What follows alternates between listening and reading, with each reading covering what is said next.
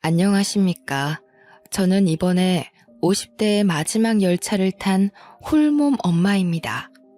이 사연을 쓰기로 마음먹기까지 꽤나 고민을 하고서 컴퓨터를 킨 것인데요.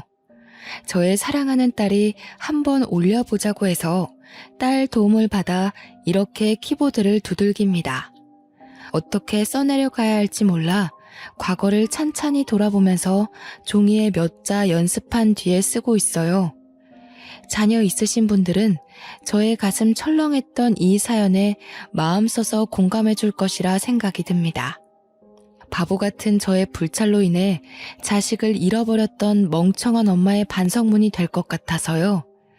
저는 한창 청춘인 시절 남편을 만나서 결혼을 하였습니다. 혼전 임신으로 결혼을 한 것이지만 절대 실수가 아니었고 이미 결혼을 약속한 사이에서 아이가 먼저 생겨버린 것이죠. 사실 아이를 낳기 전까지만 해도 저희 부부는 남들 해먹고 사는 만큼 평범하게 살았습니다. 남편이 돼지고기 납품 업체 사장으로 있었는데 계약건이 많아서 가정을 꾸리기에 문제없는 형편이었거든요. 그런데 남편의 승승장구에 배가 아팠던 부하 직원의 나쁜 시기로 남편은 거짓 누명을 썼고 사업은 부도를 맞게 되었죠. 그때는 저희가 이미 결혼을 했을 때였고 아이도 출산일을 앞두고 있는 상황이었습니다. 그런 와중에 사업 부도 때문에 집안에 압류 딱지가 붙게 되었어요. 또 작은 아파트를 마련했던 곳에서도 쫓겨나고 말았습니다. 부도라는 일이 마냥 남일 같기만 했는데 제게도 일어날 수 있는 일이라는 걸 그때 실감했네요. 남편도 홀로 자책을 굉장히 많이 했거든요. 제 몸이 한참 불편할 때여서 길거리를 오래 돌아다니는 건 불가능했는데 그 때문에 남편이 굉장히 고생을 했었습니다. 남의 집을 두들겨 생전해보지 않은 구걸도 했고 저렴한 여관에 찾아가 무릎 꿇고 사정하며 공짜로 숙식 제공을 받기도 했죠. 그래도 저희 부부의 긴박한 처지를 이해해 주시는 분들이 많았습니다. 제가 임산부인 걸 보고 마음 써서 들여보내주신 어르신 부부들을 지금도 하나하나 마음속에 기억하고 있답니다. 제 몸이 이렇지만 않았어도 남편의 고생을 반으로 덜어줄 수 있었을 텐데 남편한테도 미안하고 뱃속의 아이에게도 미안하더군요. 남편은 있는 돈 없는 돈 털어서 주위 친구들에게 돈까지 빌린 다음 작은 단칸방 월세를 구했는데요. 본래 성심이 좋던 남편은 동료 직원들뿐만 아니라 학교 친구들에게도 인식이 좋던 사람이었어요. 그래서 친구들도 제 남편이 어렵게 되자 작은 돈 모아 남편에게 그냥 줬다고 들었습니다. 겨우 얻은 월세방은 남녀 나란히 누우면 족할 만큼 작았는데요. 그래도 화장실 있고 가스버너랑 냉장고가 있어서 생활은 가능한 곳이었죠. 남편은 저에게 미안하다고 최선이었다고 하는데 저는 전혀 문제될 게 없었습니다. 우리 식구 몸만 뉘일 수 있는 곳이면 어디든 좋았거든요. 그 후로도 안전한 건 아니었습니다.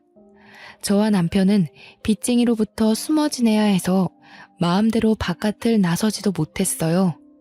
남편이 몰래 변장해서 바깥에 노동일을 해서 벌어온 1급으로 근근히 살았죠.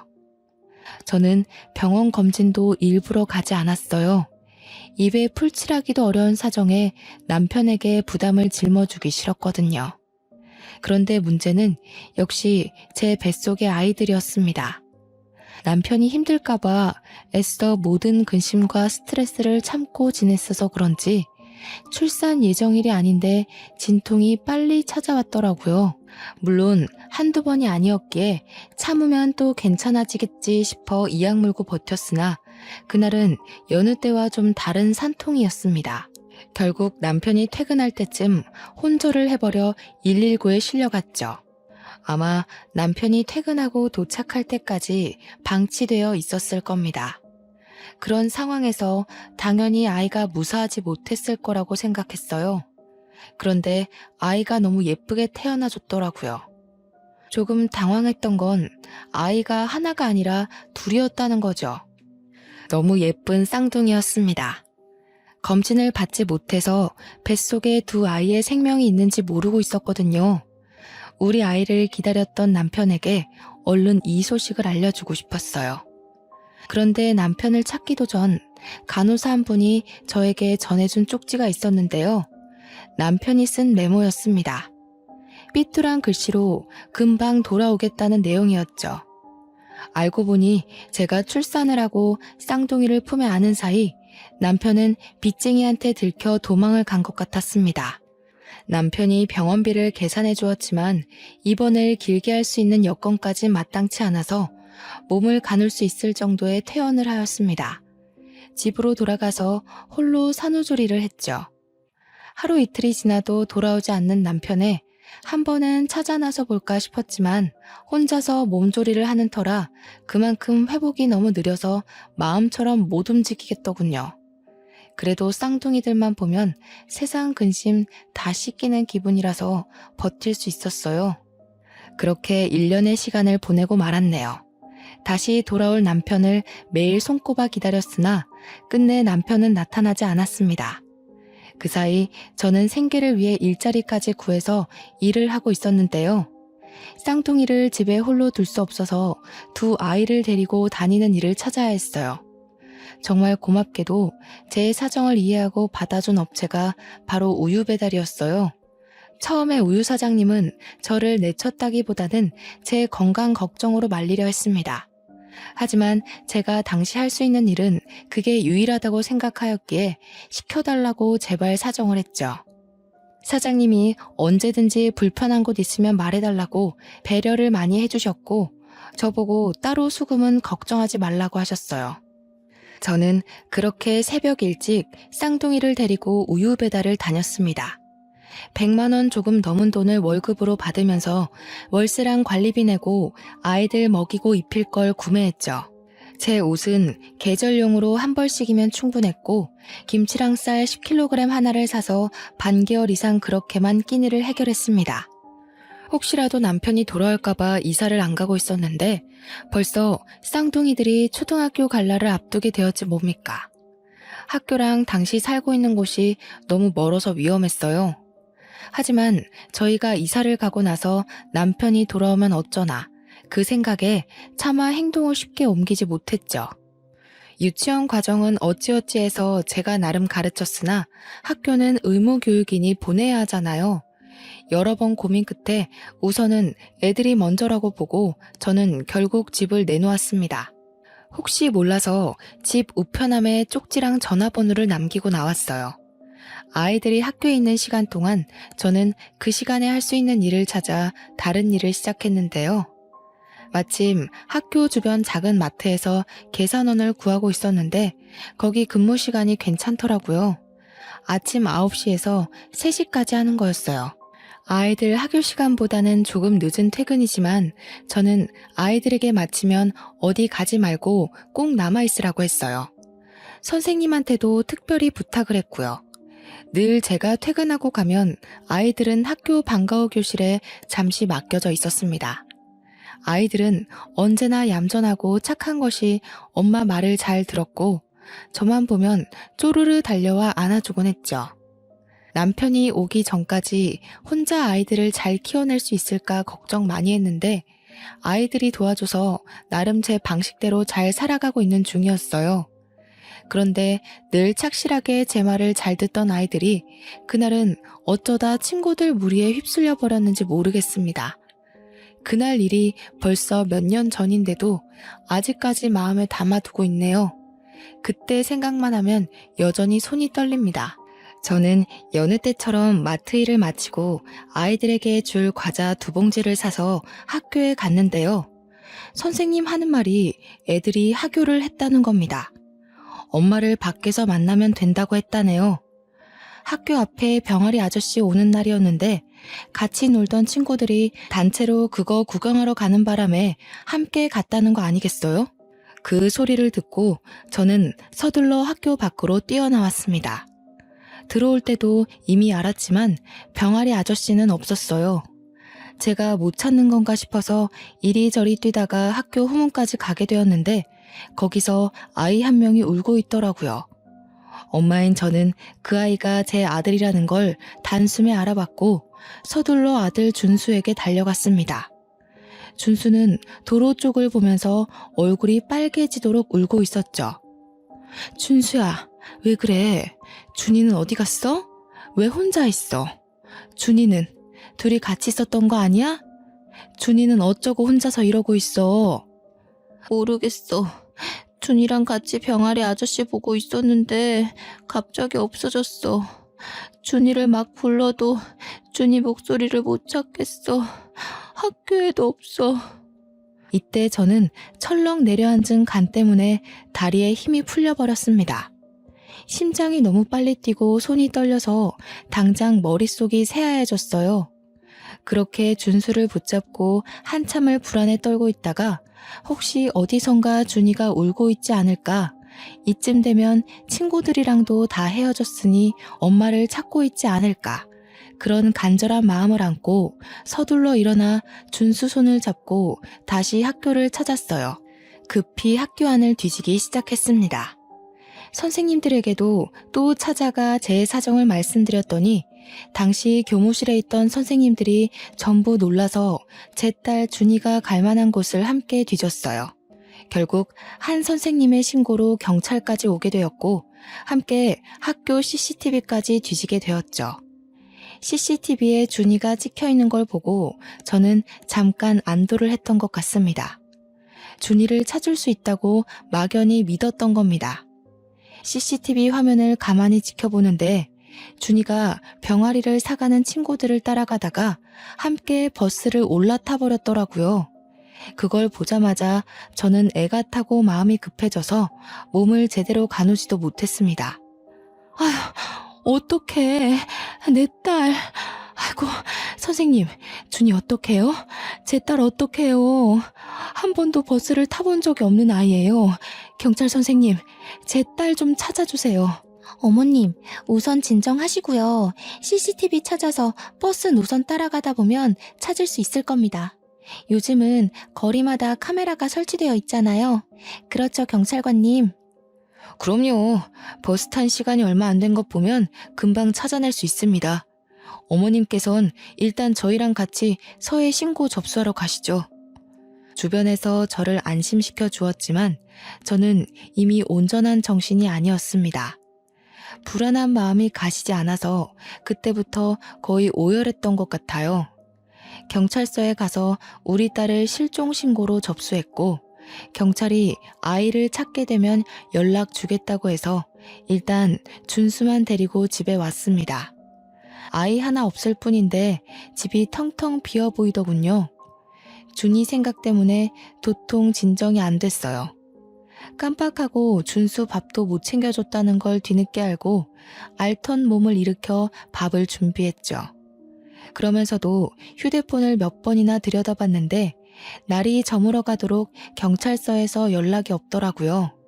그러다 꼬박 밤이 되었을 무렵 제가 먼저 경찰서 다시 연락해봤습니다. 어머님, 저희가 최대로 찾고 있는데 아무래도 아이가 아줌마 한 분을 따라간 것 같아요. 버스에서 내린 곳은 확인이 됐는데 그 동네가 인터넷도 잘 안 터지는 곳이라 CCTV도 몇 개 없더라고요. 뭐라고요? 아줌마라뇨? 무슨 아줌마요? 그럼 지금 우리 딸 못 찾고 있다는 말씀이세요? 우리 딸 찾아준다고 하셨잖아요. 아이고 준이야, 우리 준이 찾을 수 있다면서요, 선생님. 이쯤 되면 미아 신고가 접수돼서 연락이 올 법한데 데려간 사람이 경찰서에 맡기지 않았나 봐요. 저희 쪽에서 방금 아이가 마지막으로 찍혔던 현장으로 출발했거든요. 조금만 더 기다려주세요. 죄송합니다. 저는 준수 밥을 준비하다 말고 그대로 풀썩 주저앉아 버렸습니다. 바닥에 몸을 묻고 목이 매도록 울었죠. 제가 우니까 준수도 겁에 질려서 같이 울었는데 엄마가 돼서 아들 불안을 진정시켜주지는 못할 망정 오히려 제 아들을 부둥켜 안으며 준이 이름만 여러 차례 불렀네요. 아이고 준수야, 우리 준이 어떡하니? 준수야, 네 동생 어떡해? 준이야, 제발 무사해줘. 제발 엄마한테 무사히 돌아와야 돼. 그렇게 저는 이틀이 지나도 준이를 만날 수가 없었고, 경찰한테서는 최대한 찾고 있다는 소리만 반복해서 들었습니다. 준이를 못 본 지 일주일 지나서는 전국적으로 실종 신고가 전달되었고요. 한 달이 지나서는 제가 나서서 실종 미아 전단지를 만들어 붙이고 다녔죠. 선생님들도 이 사실을 알고 나서 많이 안타까워했습니다. 제가 학교 주변에 보이면 함께 전단지 나누는 걸 도와주기도 했어요. 이건 나중에 알게 된 사실인데 제 아이들을 그냥 하교시켜버린 선생님이 죄책감을 견디지 못하고 학교를 그만뒀다고 하더군요. 선생님을 탓할 생각은 없었는데 안 좋은 소식이 들리니 마음이 배로 안 좋았어요. 우리 준이는 준수보다 5분 늦게 태어났는데 고작 5분 차이라도 준수보다 많이 동생이었습니다. 오빠보다 학습 능력이나 적응 능력이 떨어져서 늘상 오빠 손잡고 다니는 걸 좋아했고요. 오빠한테 공부 배우고 오빠랑 놀면서 이것저것 많이 터득하는 걸 참 좋아했어요. 제가 가르쳐주지 않아도 준수가 알아서 준이를 잘 챙겼죠. 그게 저의 가장 큰 불찰이었던 거예요. 저는 오빠인 준수만 집 주소를 알고 있으면 된다고 생각했습니다. 준수에게는 제 전화번호, 집 주소 이런 걸 가르쳐줬는데 준이는 그걸 배우지 못했거든요. 준이가 아는 건 자기 이름이랑 학교뿐이었습니다. 그래서 제가 더 이렇게 애가 타는 겁니다. 너무 후회가 되고 다 제 잘못이라서 원망할 곳이 없었으니까요. 저는 일단 최대한 학교 가까이서 일을 해야 했어요. 마트 일도 학교 근처라 가까웠지만 그것보다 더 가깝기를 원했죠. 아이들이 정문을 들락날락하는 게 보일 만큼이요. 그나마 그러한 곳이 문방구 일이었는데 거긴 개인이 자리내서 하는 거라 딱히 알바를 쓰지 않더군요. 그렇게 생각해낸 게 작은 포차를 하는 거였습니다. 처음에는 붕어빵을 할까 하다가 준이가 국화빵을 좋아했던 게 생각이 나 국화빵으로 장사를 시작했어요. 장사하다가 한 번씩 제 딸의 모습과 비슷한 아이를 발견하면 미친 듯이 달려가 확인하는 짓을 며칠간 반복했습니다. 그러다 1년 뒤에 그토록 기다렸던 경찰한테서 연락이 왔는데요. 어머님, 김창진 씨가 남편분 되시죠?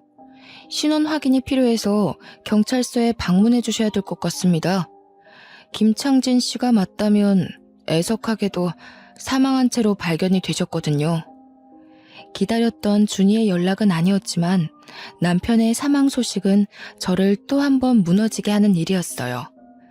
남편은 끝내 식구 곁을 돌아오지 못했고 산중 어딘가에서 등산하던 사람의 신고로 유골로 발견이 되었다고 해요. 착하게 살아온 제 남편, 도망치고 도망치다가 그런 험한 꼴로 외롭게 죽었다고 생각하니 너무 가슴이 미어졌습니다.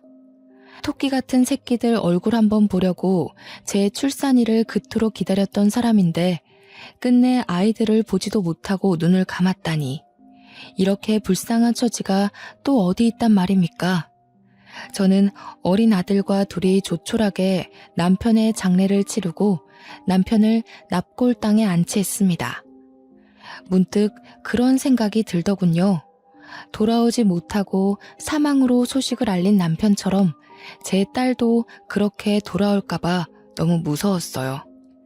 그동안은 아니라고 내 딸 분명 살아있을 거라고 굳게 믿고 지냈는데 남편의 부고 때문에 너무 크게 흔들린 거죠. 매일 밤 자기 전에 하늘에 있는 남편에게 빌었어요.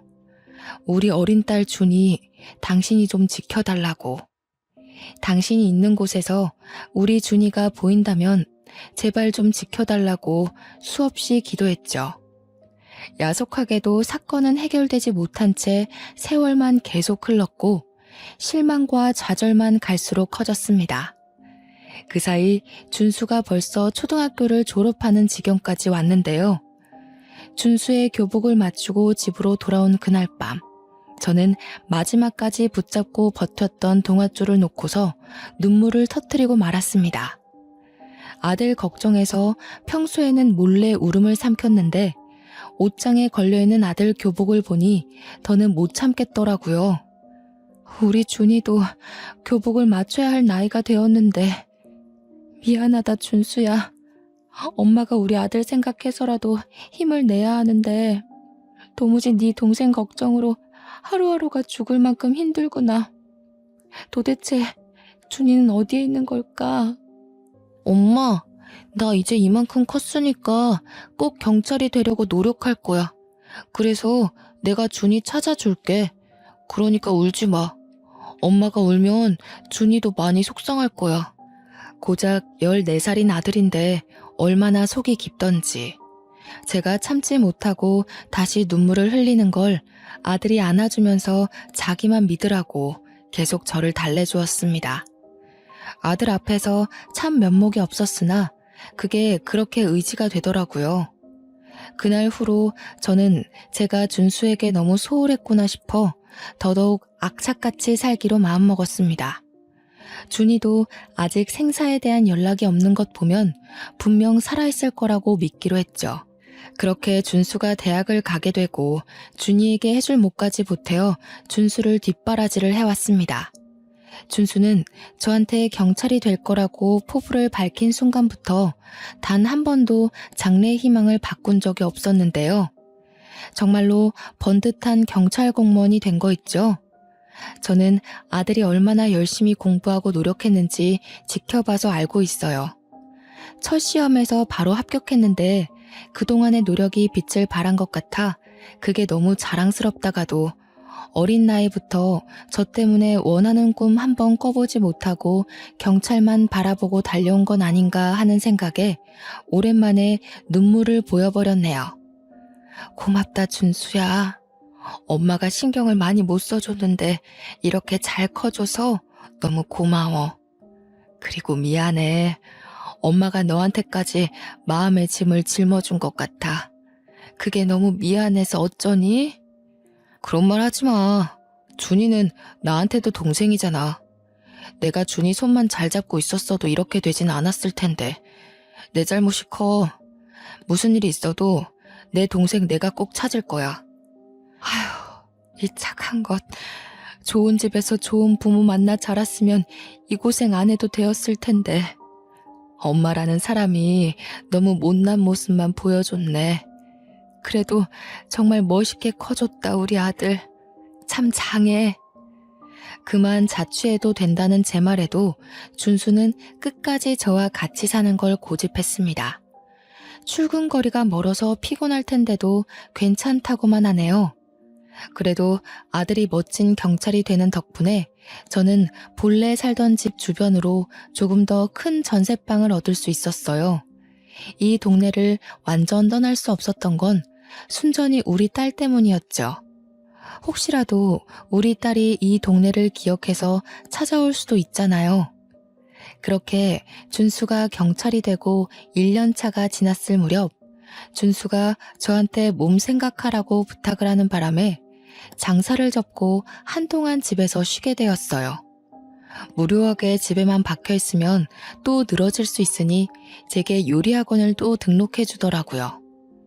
언제 한번 아들한테 결혼하기 전에 요리하는 걸 좋아했었다고 우스갯소리로 한번 말한 적이 있는데 아들이 그걸 기억하고 서프라이즈로 수강을 신청해 준 거 아니겠습니까? 솔직히 학원에서 요리 수업 받을 때만큼은 정말 하나도 잡생각이 안 나는 거 있죠? 다른 사람 인생살이도 들을 수 있었고 제 사정에 위안도 많이 받았어요. 서로 좋은 말도 많이 주고받는데 사람들과 어울려 지내서 그런지 우울감도 걷어지는 느낌이었죠. 수업 들은 내용들을 꼬박 수첩에 메모해서 아들이 준 용돈으로 아들에게 요리를 선보이면 아들이 맛있다고 저를 치켜 세워주며 큰 호응을 해주는데 그때마다 민망해 죽겠더라고요. 그래도 어딘가 모르게 저희 집안의 분위기가 달라졌어요.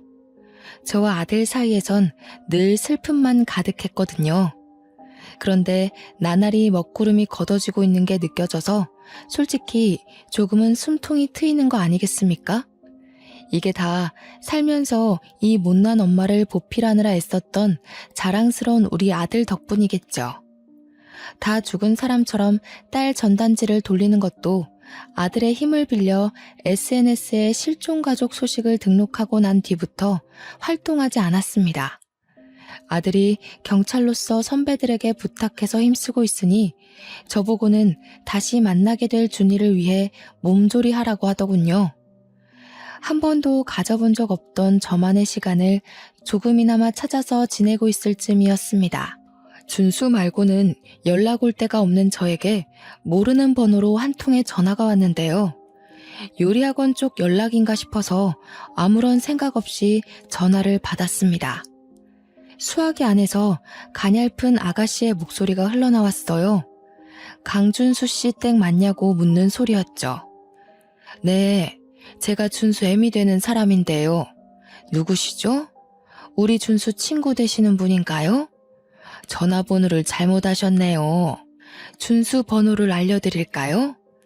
제 신원을 먼저 밝혀주었는데 정작 안에서 돌아오는 대답이 없더라고요.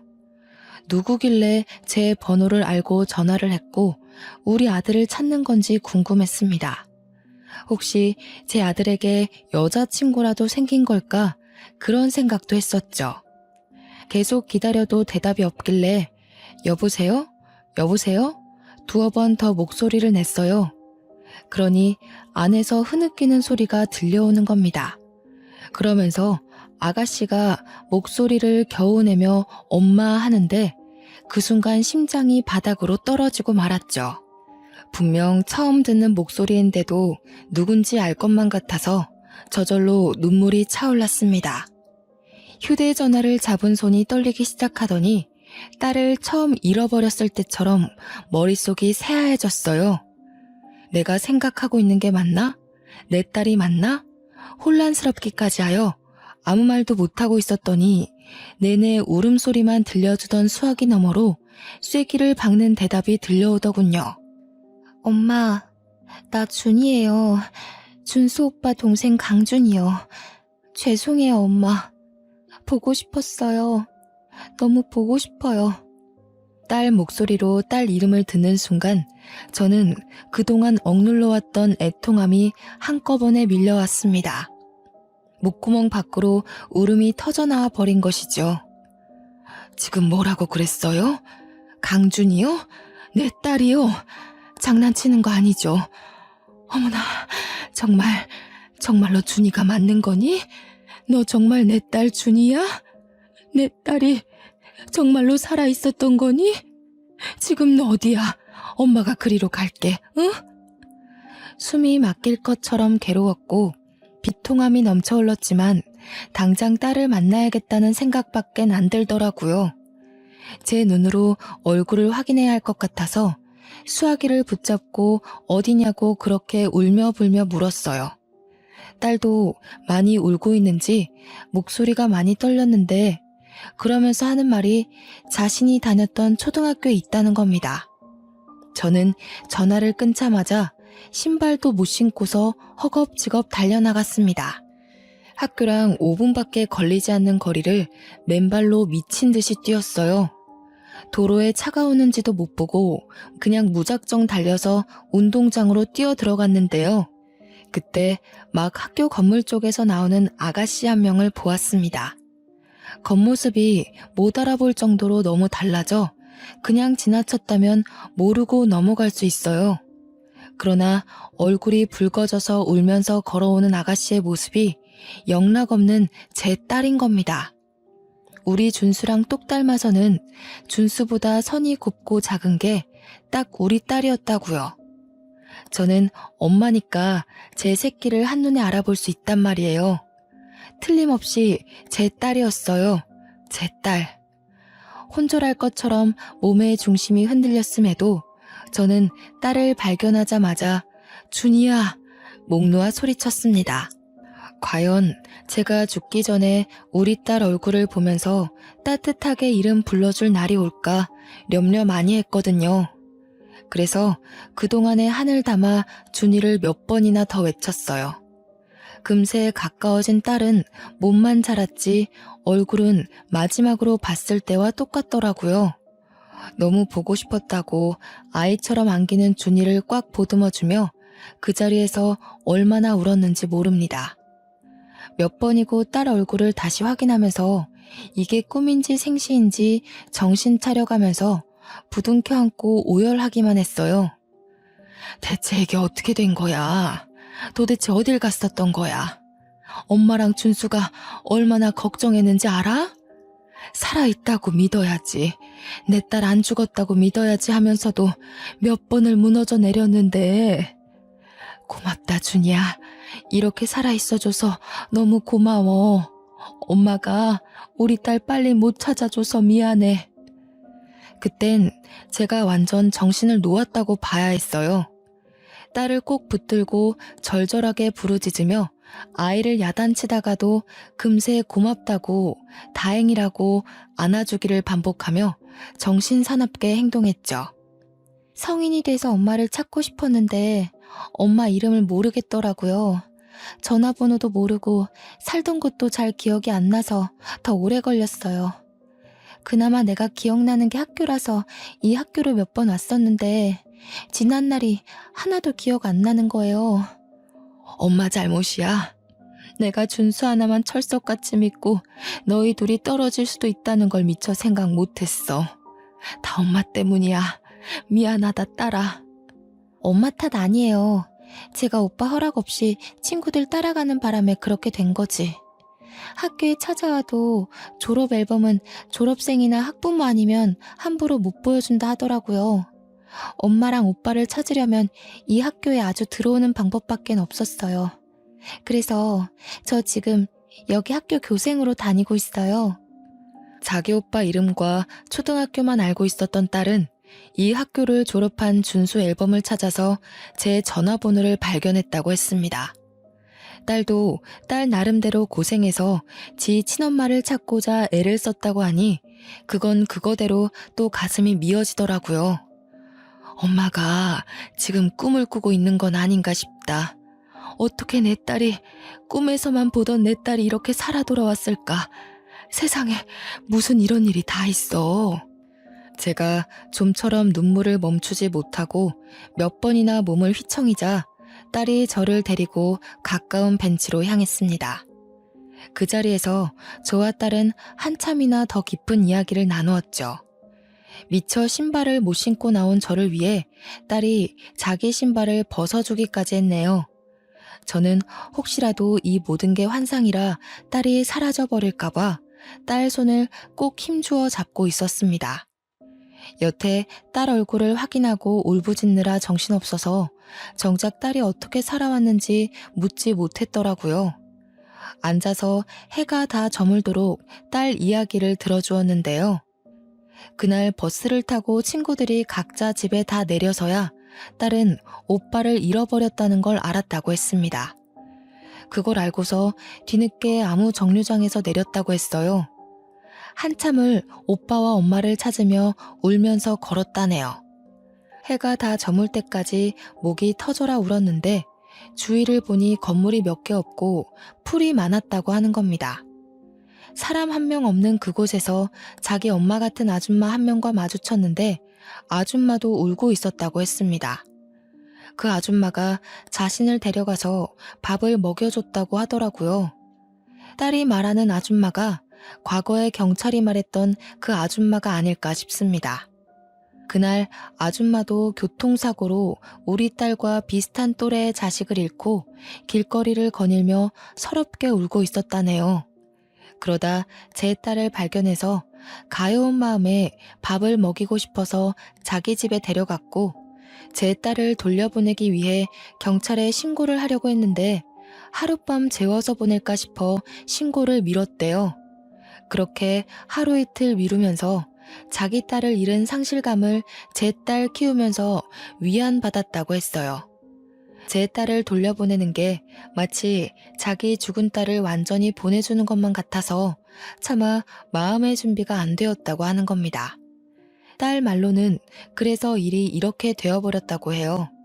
그 아줌마가 딸이 좀 자라고 난 후 그동안 잘못을 용서 빌었다고 하대요. 솔직히 화가 나는 게 당연하잖아요. 하지만 저는 이미 20여 년이나 지나버린 세월 동안 그 아줌마에게 분노와 원통함을 다 토해낸 터라 지금은 그저 이렇게 제 딸을 살려놓은 것만으로도 감사할 따름이더군요. 제 처신이 이해 안 되실 수도 있다고 봅니다. 사실상 딸에게 따져서 그 아줌마를 유괴범으로 신고해버릴 수도 있었겠죠. 하지만 이렇게 다시 만난 딸이 너무 귀하고 예쁘게 잘 커줘서 이것만으로 모든 걸 용서할 수 있겠더라고요. 딸도 그랬습니다. 아줌마 정작 착하고 불쌍한 사람이라고 자기를 정말 친딸처럼 아껴주고 늘 옆에 있어줘서 고맙다고 눈물을 보인 사람이라면서요. 우리 딸이 나쁜 어른한테 잡혀가지 않은 게 얼마나 다행입니까? 요즘처럼 위험한 세상에서 실종되고도 살아있다는 게 정말 기적이 아닙니까? 이건 정말 하늘이 지켜주고 우리 남편이 딸을 보살펴주고 있었다고밖에 해석할 수 없었어요. 저와 딸은 해가 저문지도 모르고 한참 동안 얼굴 보며 얘기를 했는데요. 곧 아들이 퇴근할 시간이 되었더라고요. 준수가 너 많이 기다렸어. 엄마가 우리 준이 보고 싶어서 힘들어할 때마다 네 오빠가 이 엄마를 얼마나 듬직하게 지켜줬는지 아니? 네 오빠도 정말 고생 많이 했어. 엄마 위하느라 울음을 많이 참았거든. 참, 네 오빠 경찰 됐는데 너 찾으려고 경찰 된 거야. 오빠 보고 싶어요. 엄마랑 오빠 얼굴 잘 기억이 안 나서 속상했는데 얼른 만나고 싶네요. 또 오빠한테 잘못했다고 용서도 빌어야죠. 엄마랑 오빠 만나면 꼭 용서를 구하겠다고 그렇게 기다리면서 살았거든요. 저는 믿기지 않은 딸의 생사를 다시 한번 실감하며 하늘에 있는 남편에게 감사 인사를 올렸습니다. 딸은 이미 교생 수업을 마친 시간이라 퇴근을 한 상태였고요. 딸 손을 꼭 잡고서 집으로 데려왔어요. 준수가 오기 전에 함께 먹을 저녁상을 진수성찬으로 차렸어요. 딸이랑 함께 식사를 준비하는데 제가 자꾸만 꿈 아니냐고 묻는 말에 그때마다 딸이 뽀뽀해주면서 꿈 아니라고 얘기해줬어요. 뒤돌아서면 사라져버릴까봐 계속 신경이 쓰이더라고요. 화장실 가서도 몇 번이나 딸 목소리를 갈구했는지 몰라요. 오늘 아줌마한테 엄마 집에서 잔다고 허락받았어요. 저야말로 엄마 안 사라지게 꼭 붙어 잘 테니까 걱정 마요. 세 식구 먹기엔 과분한 밥상을 차려놓고 나니 아들이 잠시 뒤 퇴근하고 들어오더라고요. 준수는 처음에 밥상을 보고 놀랐다가 왜 나가씨가 있으니 더 당황해서 신발장에 멀뚱히 서 있었어요. 그러자 딸이 준수를 보고 울음 터뜨리면서 오빠라고 부르는 소리에 준수도 준이를 단번에 알아보더군요. 준이야, 너 정말 준이니? 도대체 이게 어떻게 된 일이야? 어떻게 집에 온 거야? 그동안 어디 있었는데? 이렇게 살아있었으면서 왜 연락을 못했어? 아니다. 살아있어서 다행이야. 다 필요 없고 살아있어 준 것만으로도 됐어. 다 크고 나서는 준이 일로 눈물을 참기만 하던 준수가 자기 동생을 안아주며 우는데 참 서럽게 울더라고요. 저는 내 새끼 둘을 같이 안아주며 다독거렸습니다. 이렇게 제 두 팔로 내 새끼들을 둘 다 안을 수 있는 날이 돌아왔다는 게 너무 기뻤어요. 아줌마가 엄마한테 사과하고 싶대요. 내일 아줌마 집에 같이 가줄 수 있어요? 아줌마는 엄마가 무슨 원망을 하든 다 감당하겠다고 했어요. 대신 용서만 구할 수 있게 해달라고 전화 왔어요. 다들 진정이 되고 그동안 어떻게 지냈는지 준이 얘기를 다시 들었는데요. 준이를 데리고 있던 아줌마가 저뿐만 아니라 우리 아들까지 보고 싶다고 했다네요. 처음엔 망설였어요. 제 딸을 훔쳐간 사람을 대면하다니 말도 안 되는 만남이라고 생각했죠. 그러나 한편으로는 우리 딸이 어디서 어떻게 자랐는지, 누구 손에 길러졌는지, 이렇게 잘 키워준 그 아줌마라는 얼굴이 궁금하기도 했어요. 그래서 하룻밤 자고 다음날 아들도 같이 딸을 따라 딸이 살아온 집으로 갔죠. 아줌마 집은 완전 산중 길에 있었고 휴대폰도 잘 안 터진 곳이더라고요. 문득 경찰이 CCTV도 몇 대 없고 인터넷도 잘 안 된다고 했던 말이 떠오르더군요. 아직도 그때만 생각하면 소름이 돋는데 그곳을 이렇게 찾아와 보다니. 딸을 따라 산중으로 올라갔는데 그곳에는 동화 속 산장처럼 예쁜 별장이 꽤나 넓게 자리하고 있었습니다. 내부는 더 넓었어요. 집주인인 아줌마는 그 커다란 집에서 혼자 지내고 있더라고요.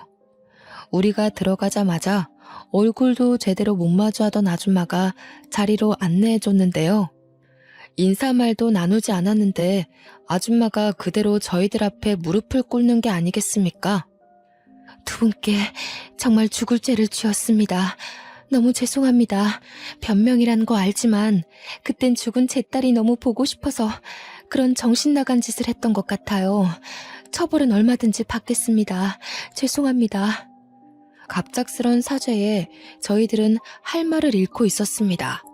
그때 아들이 먼저 한 소리를 했는데요. 범죄인 거 알고 계세요? 공소시효가 지나서 따져 물을 수는 없겠지만 아줌마께서는 지금 천륜을 끊어놓는 엄청난 죄를 저지른 겁니다. 아줌마도 엄마라면서요. 근데 어떻게 이런 일을 벌일 수가 있어요? 아들은 그동안 어디에도 원망을 쏟지 않고 내내 묻어두고 있었거든요. 우리 식구를 힘들게 만든 아줌마에게 단단히 화가 난 것이 이해가 됩니다. 저도 아들 말에 100% 공감을 하니깐요. 그러나 저는 딸을 잃었을 때의 마음을 잘 알기 때문에 아줌마가 준비 없이 자기 딸의 죽음을 통보받았을 때 거기서 오는 애통함도 충분히 이해가 되었어요. 저는 아들에게 죄송하다고 두 손을 싹싹 비는 아줌마에게 꼭 몇 마디 해주고 싶었습니다. 어떻게 자식 잃은 마음을 아는 사람이 이런 어마어마한 짓을 벌일 수 있단 말인가요? 부인이 피부치 딸을 잃은 건 정말 안타까운 일이지만 부인이 받은 상처를 남에게 전가한 것밖엔 안 되는 거예요. 아줌마는 제 말에 눈물을 흘리면서 죄송하다는 말만 하고 숨죽여 울더군요. 저는 아줌마와 같이 바닥으로 내려가 자리에 무릎을 꿇었습니다. 그대로 아줌마를 보듬어 안아주었죠. 우리 식구 힘들게 한 건 너무 밉지만 그래도 우리 딸이 무사할 수 있도록 지켜줘서 고마워요. 뭐든 괜찮으니까 내 딸 어딘가에 살아만 있어 달라고 빌고 또 빌었거든요. 다시 제 품으로 돌아올 수 있게 보살펴줘서 고맙습니다. 아줌마는 제 품에서 더 많은 울음을 터뜨리더군요. 그 서러운 울음소리에서 그동안 죄책감으로 얼마나 견뎠을지가 느껴졌습니다. 그렇게 한참을 또 눈물로 시간을 보내고 우리는 전부 그곳에서 식사를 했어요. 아줌마는 바람난 남편에게 버림받고 나와서 아이를 낳고 둘이서 단란하게 지냈다고 하더라고요. 가족이라곤 딸 하나 있었는데 고작 9살 나이에 유치원에서 일어난 사고로 잃는 바람에 혼자가 되었다고 하네요. 그래서 제 딸을 더 친딸처럼 키웠다고 하는데 그럼 이 아줌마는 제가 제 딸을 데려가면 또 혼자라는 거 아닙니까? 이상하게 그게 좀 마음에 걸리더라고요. 그래서 같은 엄마로서 그 절망적인 마음이 이해가 되어 신경 쓰였습니다. 부인, 괜찮으시다면 저희랑 같이 서울 올라가지 않겠습니까? 우리 준이 제가 데려가 버리면 부인께선 또 혼자 이 적적한 곳에 계셔야 하잖아요. 그럼 그동안 준이 덕분에 몰랐던 상실감이 한꺼번에 찾아올 텐데 그걸 어찌 감당하시려고요. 그건 당연히 제가 겪어야 할 벌이라고 생각합니다. 제 딸의 기억이랑 우리 준이와 함께 보낸 추억들 소중하게 품으면서 지내면 충분히 버틸 수 있어요. 사람이 상실감을 느낄수록 타인이랑 몸 부딪혀가며 지내야죠. 부인께서도 우리 준이를 딸처럼 키웠을 텐데 우리가 이대로 가버리면 또 딸을 잃었다고 좌절할 거 아닙니까? 우리 준이 마음도 편치 않을 것 같아서 그럽니다. 같이 서울 올라갑시다. 준이도 막상 아줌마를 두고 가기가 그랬는지 제 제안 이후 아줌마를 적극적으로 설득하더라고요. 아줌마가 제 딸 부탁에 꼼짝도 못하는 걸 보고 저는 더 이 아줌마를 혼자 두고 가면 안 된다고 봤어요. 아줌마는 얼떨결에 허락을 했다가 금세 고맙다고 제게 또 고개 숙이며 눈물을 흘리더군요. 그리고 이 사실은 몰랐는데 알고 보니 아줌마는 서울이랑 지방 두 군데에 건물 두 채씩이나 있는 건물주였더라고요. 다 처분하고 그 어마어마한 돈을 쓰지도 않고 가지고 있었는데 그나마 그 돈을 사용한 이유가 우리 준이를 위해서였대요. 준이는 제 생각보다 훨씬 더 호강받으면서 살았던 거죠. 아줌마는 그날 이후 자진해서 서울 중심으로 집을 구하더니 저희 집에 이삿짐 센터까지 보내왔습니다. 제안은 제가 했다만 대접까지 제가 받는 기분이더군요. 아줌마가 부자 동네에다가 주택을 하나 매매하고서 우리에게 보여줬는데요. 이 정도의 집을 원한 게 아니었는데 우리는 그 값비싼 건물을 보고 다 어안이 벙벙했어요. 부인, 앞으로 돈만큼은 걱정하지 마세요. 제가 가진 게 돈밖에 없어요. 부인께서 저한테 식구를 선물해 주셨으니 저는 제가 가진 모든 걸 드릴게요. 아줌마는 딸이 이전에 말했던 대로 정말 착하고 불쌍한 그리고 순수한 사람이었습니다. 아들도 그게 느껴졌는지 얼굴 보고 안면 튼 지 3일 만에 전 재산을 바치려고 하는 아줌마를 보고 더는 원망 섞인 소리를 못하더라고요. 오히려 저 아줌마가 어디 가서 사기 안 당하게 조심시켜야겠다고 주의를 기울이고 있었어요. 그 얘기를 저한테 심각하게 하는데 저랑 딸이 얼마나 웃었는지 몰라요. 어쨌든 제게는 뜻밖의 식구가 하나 더 생긴 셈이었어요. 아들 하나, 딸 하나, 그리고 저와 나이가 1살 차이 나는 순박한 언니까지요. 아줌마는 저보다 더 우리 애들한테 관심과 애정을 주었는데요. 준이뿐만 아니라 준수 뒷바라지까지 솔선수범으로 나서서 지원해주고 있어요. 제가 그렇게까지 안 해줘도 된다고 해도 언니는 다 자기가 좋아서 해주는 거라고 자기 자식 같아서 해주고 싶다고 하길래 그냥 내버려 두고 있습니다. 언니한테는 그게 또 속병을 치유하는 방법 중 하나일 테니까요. 그렇게 정말 죽을 만큼 힘든 세월을 보내고 저는 지금 너무나 큰 기적의 삶을 살고 있답니다. 딸은 선생님으로, 아들은 경찰로, 그리고 저와 언니는 여가 생활을 함께 즐기면서 무탈하게 지내고 있어요. 이 행복이 영원하길 바랄 뿐인 마음으로 살고 있죠. 가끔은 그런 생각이 들더라고요. 남편이 저 혼자 고생 많이 했다고 주는 선물 같은 순간이 아닌가 하는 생각이요. 딸을 찾기 전까지만 해도 남편에게 눈물 섞인 기도만 올렸는데 지금은 남편이 살아있을 때 많이 보여줬던 웃는 모습으로 기도를 올리고 있거든요. 어떠세요? 제 인생 정말 기적이지 않나요? 저는 이게 모두 힘든 시련을 이겨낸 시간의 선물이라고 봅니다. 다들 나 혼자만 종종 걸음하고 있는 게 아닌가 하는 생각이 들더라도 결코 무너지지 말았으면 좋겠어요. 굳센 비바람 뒤에는 무지개가 떠오르는 법이잖아요. 여러분들의 간절한 바람이 모두 이루어지길 진심으로 바랍니다. 제 사연은 여기서 마무리하겠습니다. 긴 글 감상해 주셔서 고맙습니다. 늘 안녕하세요.